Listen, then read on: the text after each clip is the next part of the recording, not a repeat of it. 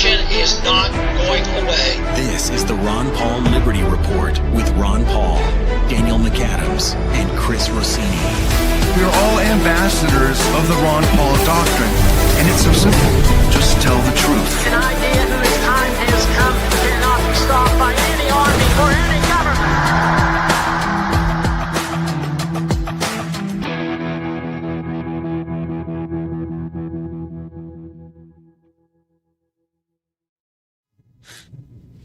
Hello, everybody, and thank you for tuning into the Liberty Report.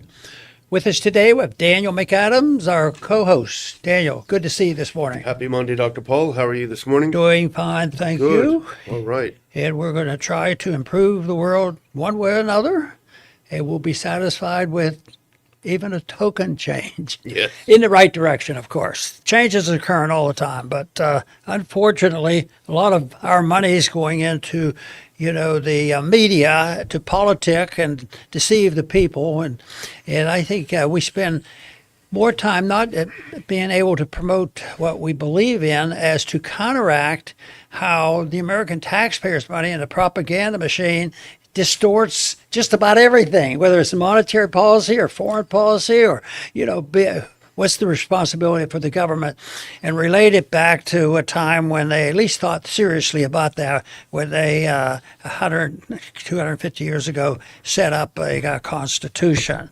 But anyway, we want to talk about something today, what's going on in the Middle East, but it reached the Congress, of course. Most of the time you don't get a lot of the details and funding, but they're filling their oats now. They at least put things out in the open, and rather than thinking that'll be discovered.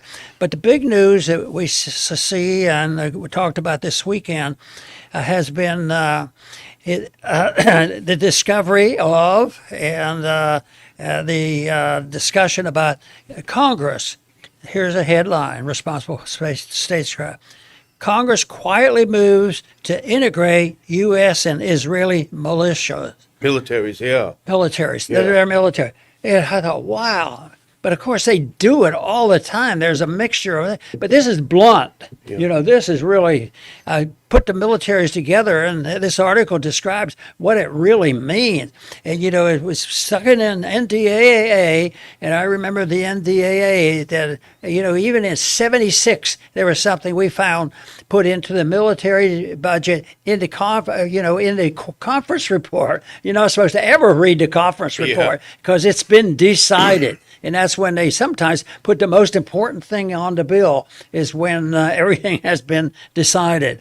But anyway, this one, the Congress quietly moves, and yet there are some discoveries, and there will be a few people that will bring it to attention, and hopefully more people realize that. And I hope that if we have some viewers today that say, you're right on this one, we need to let as many people know about what they're doing.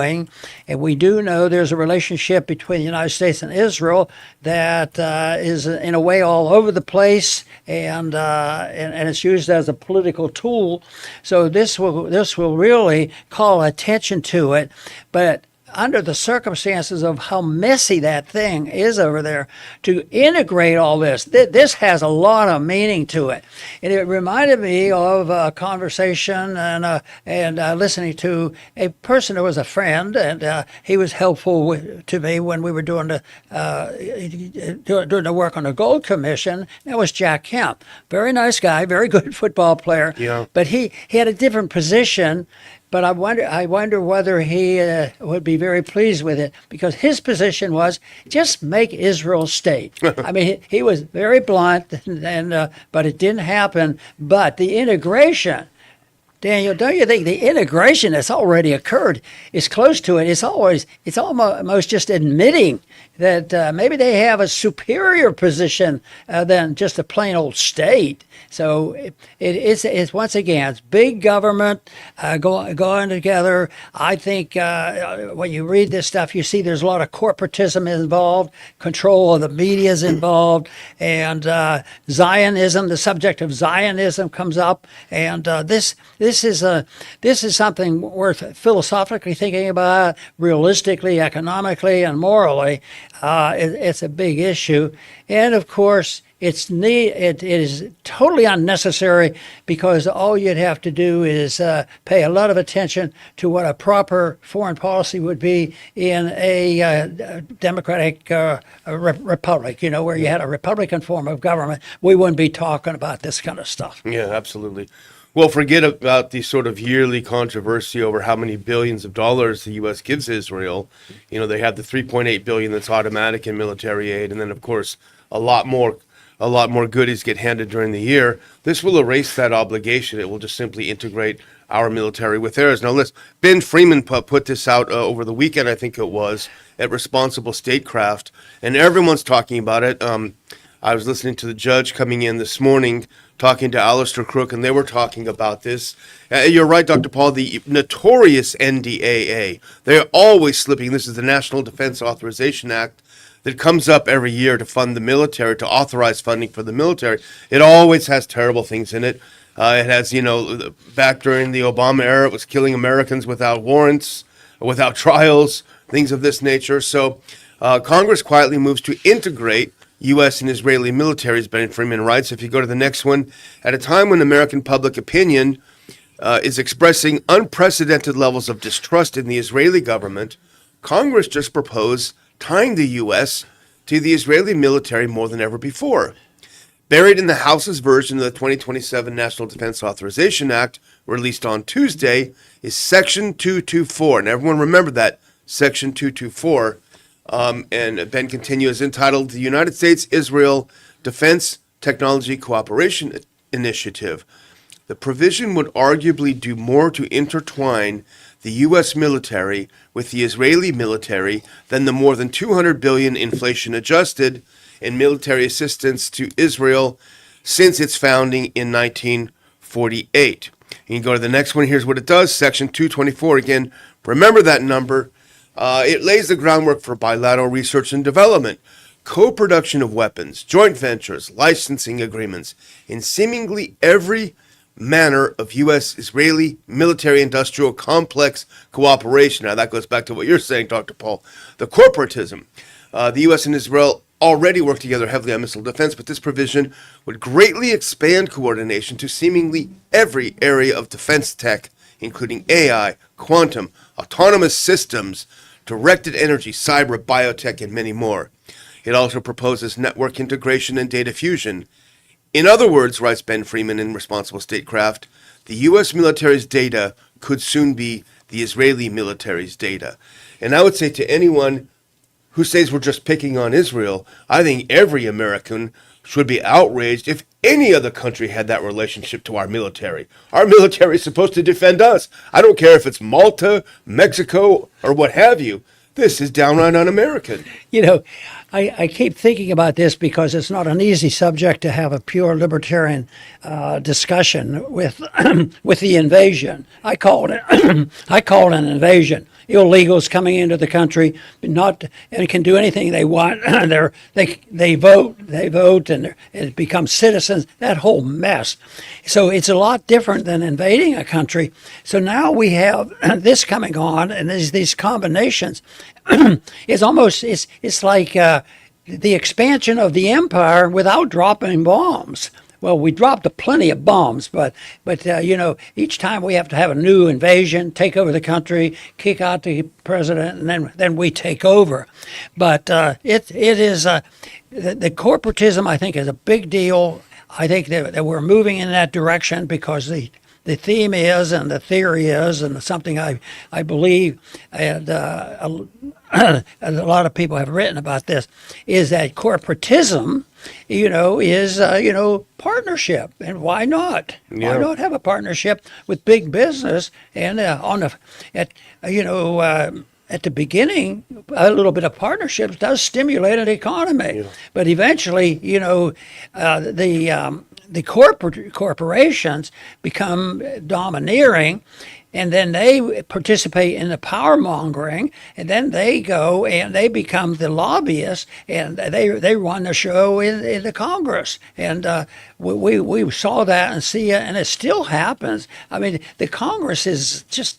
I think they're essentially useless because they don't stand up on anything. But it's the setup that we have, and of course I think one other thing that contributes to this is pure democracy. All you have to do is get enough special interest groups to band together and say, well, we want the NDAA to do this, and things like issues like Israel. They can bring people together and they can get these things passed. They've been doing it for a long time. Well, the fundamental falsehood of this sort of thing, it's so preposterous, I can't even believe that it was proposed. But the fundamental problem with this is the presumption that every U.S. interest is shared by Israel and every Israeli interest is shared by the U.S. We're two different countries. We have two different interests. Their interest is in, at least the last few years, is in conquering more land in the Middle East. Our interest is the opposite of that, because we've now seen, especially with the disastrous Iran operation, that attempting to do military operations in the Middle East is a net negative for the U.S., and the American people feel that as well. The idea that we have identical needs, national security interests and such is just absurd. It's ridiculous. Well, here's some just one other thing from this. Section 224 would be a different beast entirely. It would fuse the U.S. and Israeli defense sectors in multiple areas vital to battlefields in the future, like autonomous systems and cyber.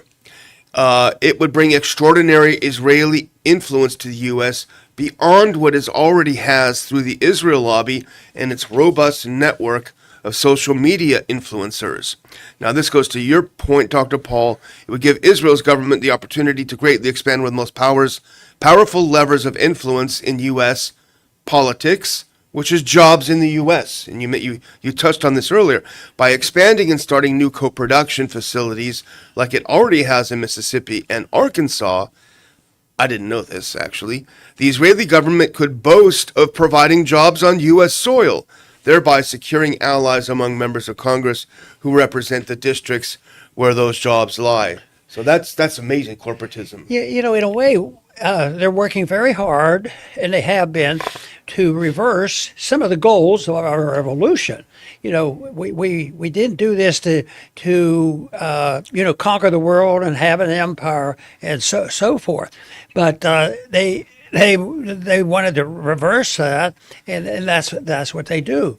They're coming together and bringing people together into, our everything like from NATO on. Most of the stuff doesn't work, but bring people together always for safety and national defense, and always for fairness and all for economic issues. But it's also to reverse the trend. There was a pretty good argument at the time of our founders for arguing the case of independent states. Much more independent than they ended up in. And of course, the combination of a powerful central government, I think, is one of the big nemesis that we have to deal with, which has hurt our country.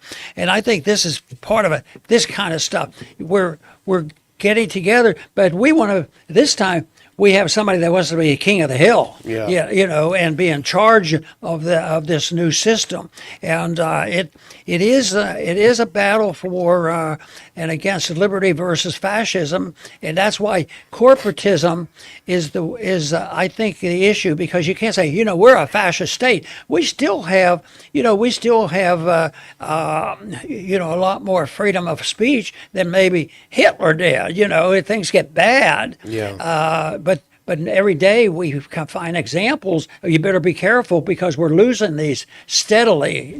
The personal liberties that were supposed to be protected, are being diminished. So this thing is, I think, is a real big deal, because it's a significant movement exactly away from the basic moral principles of what the founders intended. Absolutely. And it also is an attempt to head off the inevitability, because we've talked about polls after time on the show, polls showing that under 40s in America does not share the views of older Americans with regard to our relationship with Israel. They're tired of the U.S. being tied at the hip to Israel. They're tired of the entangling alliances with Israel. And so it is inevitable that in the future, given the desires of this next generation, the U.S. will be pulling back. So they're desperate to put something in place that cannot be undone by democracy, by the vote. And that's what this is. Now go to the next one, if you can, because this is about the polls that I'm talking about.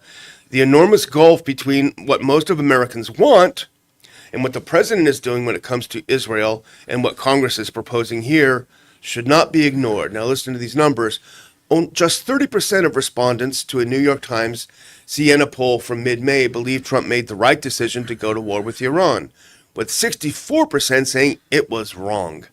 An Institute for Global Affairs poll released earlier this week dove even deeper into the American psyche when it comes to arming Israel, finding that just 16% say the United States should keep supplying Israel with weapons without new restrictions. 38% want the U.S. to stop supplying weapons entirely, and another 24% want weapons conditioned on how they're used. So by a massive margin, Dr. Paul, the U.S. is tired of this relationship. They're going to put pressure on their members of Congress to stop intensifying this relationship. So what do? Well, you put something in place in law that the president himself, a future president, cannot undo this if this is enshrined in law. His hands are tied on foreign policy. Congress is tying the president's hands in the one area where he does have constitutional authority with regard to foreign policy. All of this because they see what's coming around the corner. They see that Americans are tired of this entangling alliance. They want it ended. And so what do? They enshrine it in law in a way that it can't be changed. You know, and I think people are starting to realize that there are some good things happening and people aren't monolithic. And there is a spirit of liberty still alive in this country, but we're suffering the consequence. And we have to cleanse the system, you know, of the interventionists and the corporatism that does exist and all the monkeying around with the monetary system. But one thing I think has been very beneficial. The founders were wise enough. You know, they said, yes, we're going to have independent country, like a country. We'll call them states, but we're going to come together, on certain conditions, and it'll be explicit. So they had it in there where at least we could travel back and forth, and we could move back and forth. And just think how many people are taking advantage of this now after they violated all the principles of economic policy and the waste in foreign policy. All of a sudden, some of the countries or the states that really abused it, the states and cities like Chicago. What about the cities in California, and they're in such a mess. Guess what? They're moving to places like Texas and Florida, and it shows that can't compensate, and that will further wake up some people. But the other thing that pressures them to it is this programs like the NDAA. That's some of that weaponry, like the F-35. Yeah. They don't even need the dumb airplane, and yet they keep building. But every state participates in it. So that corporatism is used to try to neutralize this independence of the state. Everybody has to have the NDA passed because they're going to get some money, to continue, in the profiteering with the weapons industry. Yeah. So that's we have a long way to go, but there are whiffs of people who would like to see a lot less government and more freedom expressed in our government. Well, here's a good example of why they wanted to get rid of Thomas Massie. If you go to the next one, he's on it. He sees it, and he is speaking out against this Section 224. He said, if the provision in the NDAA to integrate, synchronize the U.S. and Israeli militaries makes it out of committee, I'll offer an amendment to strip it from the bill on the floor. We are a sovereign country. To which Ro Khanna, who has worked together with Massie, Ro Khanna is a progressive and Massie is a conservative, libertarian conservative. Ro Khanna responded, if you go to the next one, and I will be offering an amendment in the committee to strip Section 224 out. Representative Massie, Trump can't kill the Massie-Khanna partnership, no matter how much he posts on Truth Social. So We can hope that they will wipe it out from this. But the problem with these kinds of monsters, Dr. Paul, is once you slay the dragon, the next year it will come forth with 2 heads and 4 heads and so on. So when they get Massey out in the next Congress, there'll be one less voice to say, as he said himself, we are a sovereign country. You know, a lot of people talk about the middle of the road is so much fighting and they can't be settled, and we have to come together, and we have to, liberals and conservatives come together. And basically, they always require you give up your strong beliefs. Then you come together with a mess in the middle, and but it should be the opposite. And they're doing the opposite. They're picking two people who are leftists from the left wing, and and progressives, and then they come together as from the libertarian constitutionalists, and they're coming together, and they're. To me, that's what should happen. You shouldn't have to bring coalitions together by giving up what you believe in. So that's sort of like saying, well, yeah, you guys are right. We're spending too much money. Why don't we just cut it down to, $10 here and $10 there, but bring everybody together to vote for it, or come up with some other gimmick. But I think that I like these kind of coalitions, and we enjoyed working with quite a few, several, of the progressives. Yeah. All you have to do is find somebody who has a basic instinct, instinct to do what's right and tell the truth and be honest with people. And all of a sudden, the people come together. But to me, it boils down to a moral position of individuals willing to talk to people and willing to open their eyes up and their beliefs that there is such a thing as working toward the truth. Yeah. Well, our colleague at RPI, Adam Dick, and I were talking over the weekend, or maybe it was Friday, about Rokon, and we were talking about some of his domestic policies. They're terrible. I mean, we would not agree with any of them. But that's not a reason to not work with him in areas that we agree with, or things like this. We don't have to endorse his social welfare policies or his social policies in order to work together to solve a problem that is bigger than that itself, I think. Well, the ones that don't yield to it, they're not interested in finding truth or working things out. They're working only, their goal is political power. That's what drives them. So if you can come together and sacrifice your beliefs, they'll call that. So many people fall for this. Well, we have to have the third party bring these people together and not define and precisely, because that causes too much argument and disagreement, which is exactly the opposite of what it should be. Well, the other topic that we want to cover in a brief time that we have left, I would say, is Exhibit A of why we should not join our military at the hip with the Israeli military, because we don't have the same interest. And put that one up. Thanks for doing that. In Lebanon is a perfect example.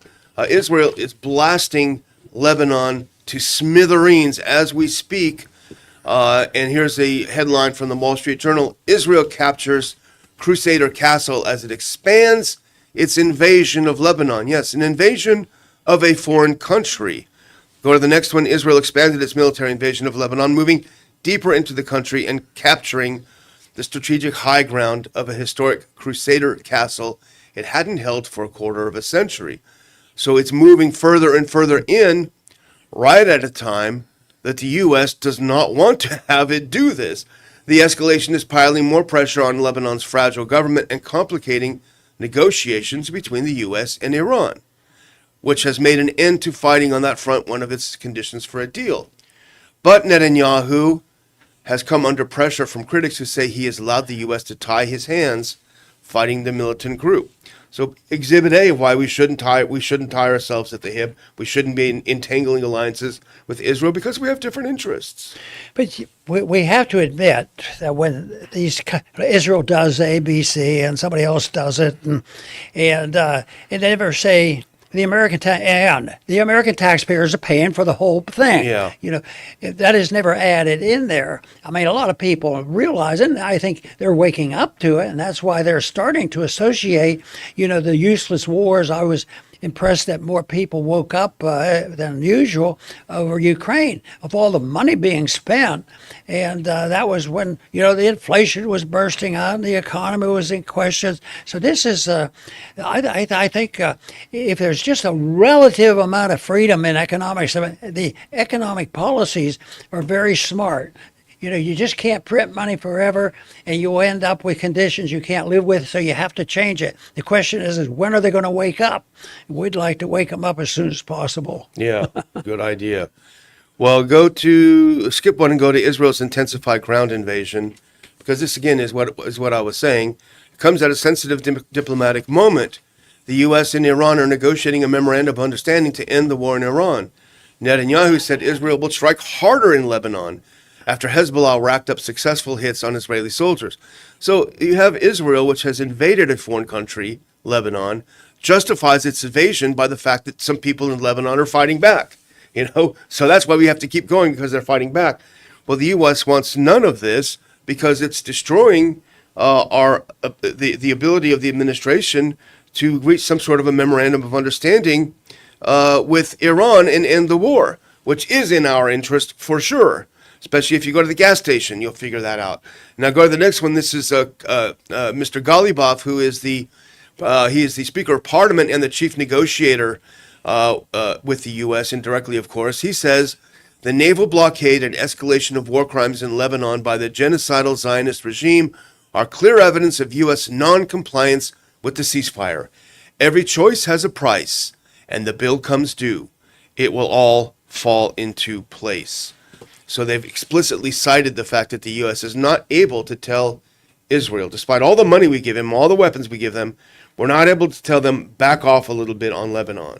Well, I think they really haven't given up on this because they want to mesh the governments where it's almost automatic. Fortunately, there's going to be opposition to it. I mean, and we're seeing that. And just like the Democratic Party is split on this issue, and of course, the conservatives are split too. But unfortunately, they're also dominated by those who look blindly at everything Israel wants to do. Yeah. And they don't complain about the money, that goes there. And all they have to do is accept one thing. If it's not precisely authorized in the Constitution, you can't send them a nickel. Yeah. You can volunteer. If you want to go off and fight the wars, and you want to send them money, go do it. We're not going to lock you up in a pen, say you can't do it. Just go. And there are consequences to the U.S. Allowing a carte blanche to Israel in Lebanon, in its invasion of Lebanon. Now skip one and go to that Al-Mayadeen, because this just happened this morning. Iran has suspended message exchanges with the U.S., if we can put that one up, following Israel's escalation. I'll go to the next one, actually. I'm not going to read his thing. Following Israel's escalation against Lebanon today and its threats to attack the capital and its southern suburb. So the Iranians just said, okay, forget it. If you can't control Israel in Lebanon, if you can't make them abide by the ceasefire, then we're not going to talk to you any longer. What that also shows, Dr. Paul, is that Iran has new leverage with the U.S. Donald Trump, and I'm not going to read his thing, but he said over and over a million times, Iran is desperate for a deal. They can't wait. They have to get a deal. They're desperate. They'll do anything. Well, this actually undermines that thesis, as most of Trump's theses are undermined. They have more leverage and they have more confidence, and they say, okay, if you can't control it, we don't want a deal. And here's what a big part of their leverage. If you go to the next one, this is what happened to oil immediately when Iran said, okay, no more talking. Boom.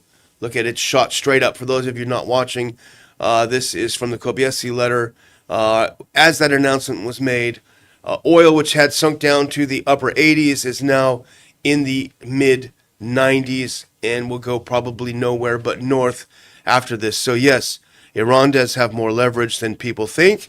A, and B, our interests are not identical with those of Israel, nor should they be. Yeah. And I was mentioning that the economic policy really will be the self-limiting of all this activity that we're involved in overseas.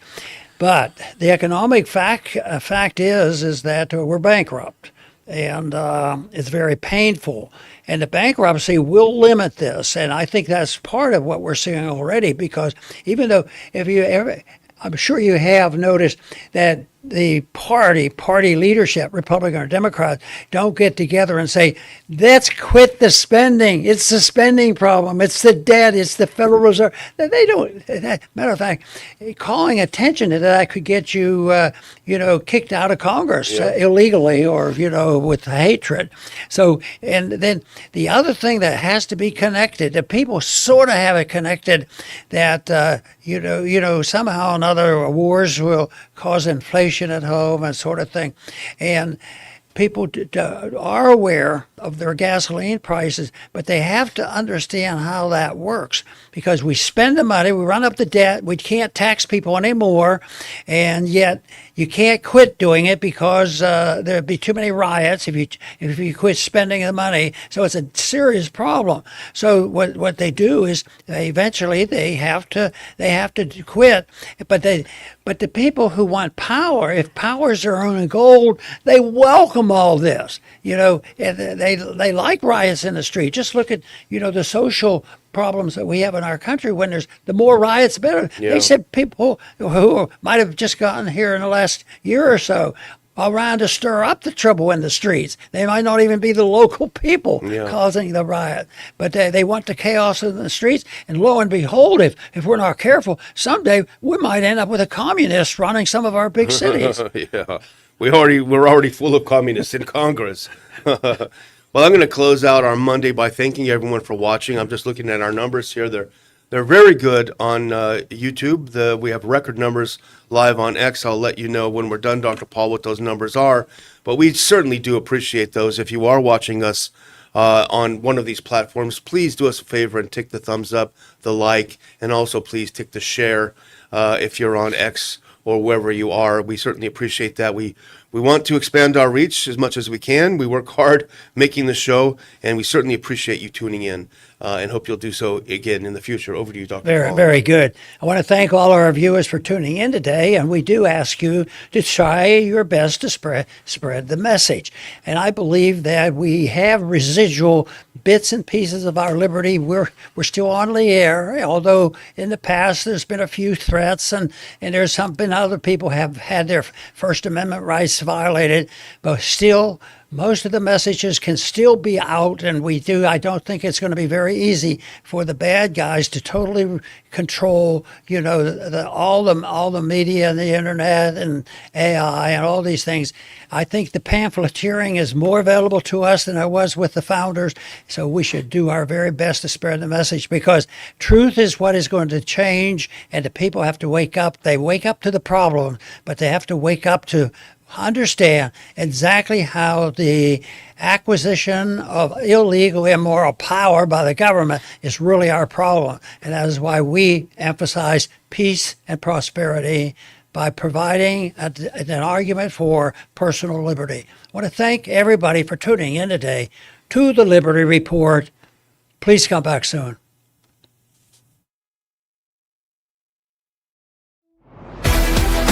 Thanks for watching the Ron Paul Liberty Report. Like and subscribe to help spread the message. And until next time, live free. This country is